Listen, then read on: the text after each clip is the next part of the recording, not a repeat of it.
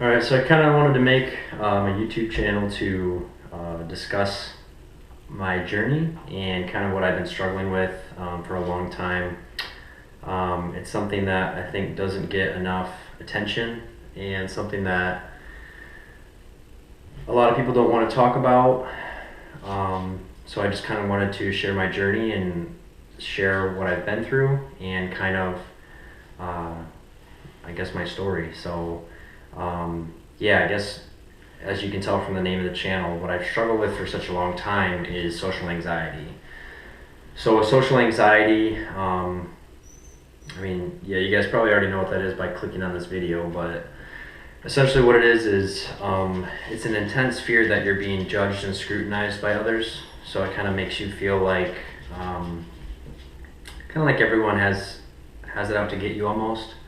You kind of feel like you're being watched and scrutinized, and that people are judging you, and that people will think bad things about you, and that you're a bad person, and just kind of various thoughts that can come to your mind that you believe over time.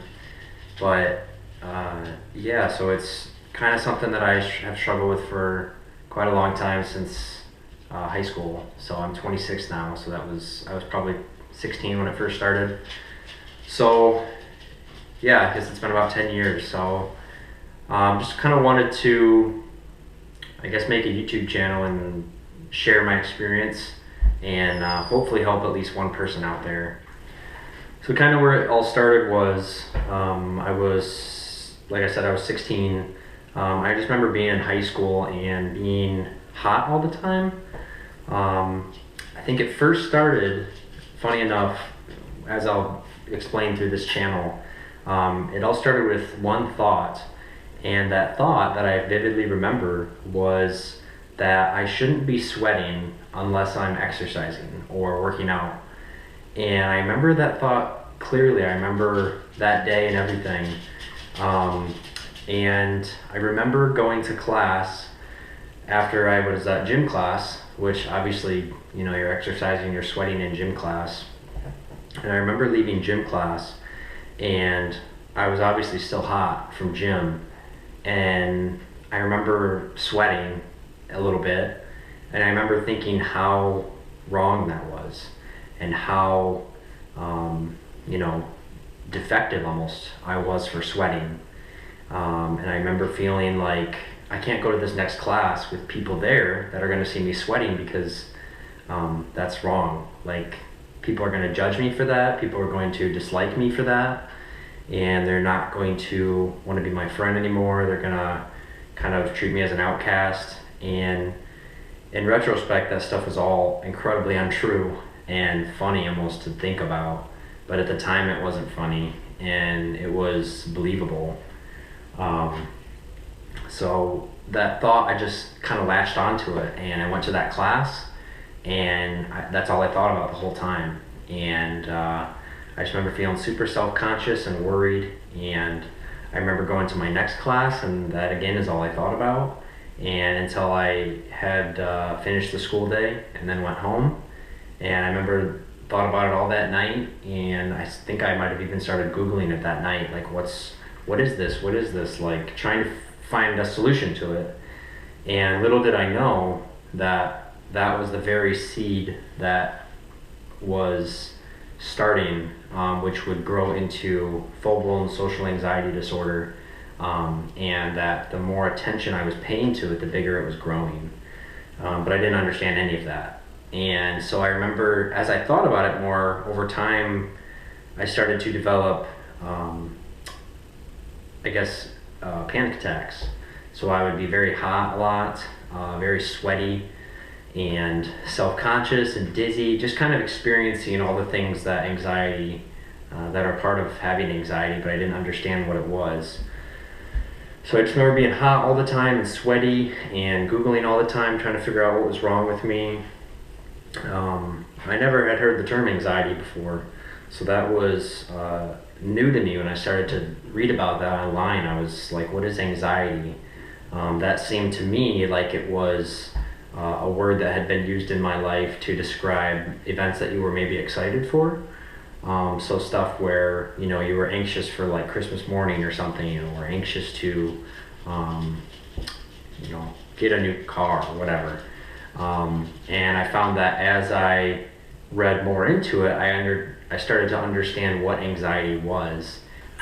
So long story short, I ended up finishing high school, and by this time I had full-on social anxiety. I still don't think I had heard the term at that time. I think it was just I was just kind of pushing through it and thinking I could will my way out of it and figure it out, and that if I had that one thought, it would just kind of I would realize kind of like, oh, what all this was, and this is all it is, and okay, I'm good now, and it would just kind of melt away overnight, and that one thought would be powerful enough to convince me of something or have a revelation of some sort that would just kind of melt it away. And I continued with that on to college, and yeah, I went to college. My freshman year was the most difficult year probably of my life. I just pushed through it. I thought I could push through it, and that if I kept, facing my fears, which I'll get to later as a part of therapy, but I basically threw myself into huge anxiety situations, thinking that eventually I would just get over it. Like I was facing my fears. That's as much as I knew about anxiety. And so as I pushed myself into these situations, I essentially figured out that it never helped.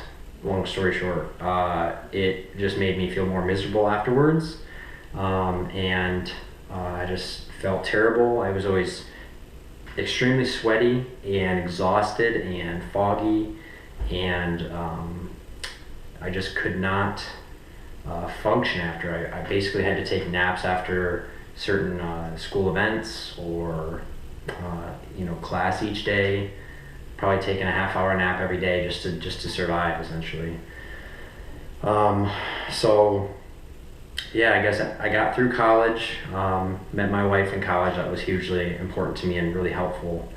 Got through college, and then as I was in college, I started to get some help from my mom, actually. And the more research we did, we had finally figured out that social anxiety disorder was a real thing, and it was something that I could basically, it looked like it was describing my life and my emotional state and my feelings.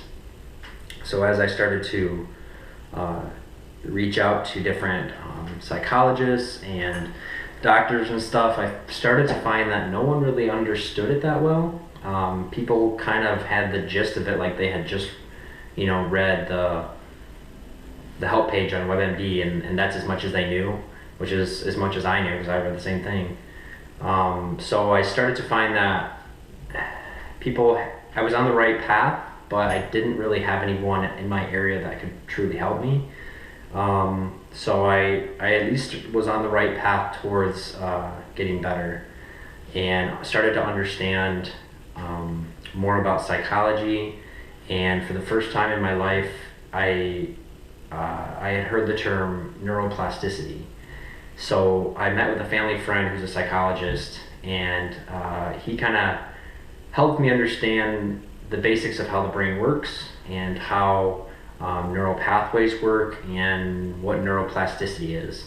And that was one of the biggest turning points, probably the biggest, because it showed me that with scientific evidence, it wasn't some theory or some sort of idea of his or whatever. It was proven science that the brain was malleable, and that you could change the thoughts that you have, the beliefs that you have at your very core, and that you could essentially become not a new person, but you could really change, like reframe your entire outlook on life. I kind of think of it as a paradigm shift in my thinking, basically. But as I started to go down that path after I had communicated with him, I essentially just started getting more and more help, and bounced around with some different people, and figured out that the best course of action for me actually was through a program through a company, and it was a Social Anxiety Institute in Arizona. And there's a guy that runs it, and he suffered with social anxiety for like 22 years. His name's Thomas Richards, and that's been the biggest turning point in my life by far. Through doing that therapy, it's allowed me to reach milestones in my life that I didn't even understand were possible. Even to sit here and talk about it and put this on the internet is something that I thought, I didn't even consider it. It wasn't even in my mind. So, yeah, I'm kind of just made this YouTube channel to share my story and help anybody out there that might have social anxiety disorder, people that have questions, or might be where I was, 8 or 10 years ago or something, or even just 2 years ago or whatever. So I just figured I could pass this wisdom on to other people and help people live a happier life through what I've done. So yeah, kind of my plan then for the channel is to make different videos talking about different strategies and methods and concepts, and talking about the brain and cognitive behavioral therapy, which is what pretty much all of my therapy is based on. So learning to think and act and believe differently. So that's what I'm going to make a series of videos on, is just kind of talking about those things and helping to bring those kind of to the surface, things that some people know about, some people don't know about, and kind of share how those things help me overcome social anxiety in different ways. So yeah.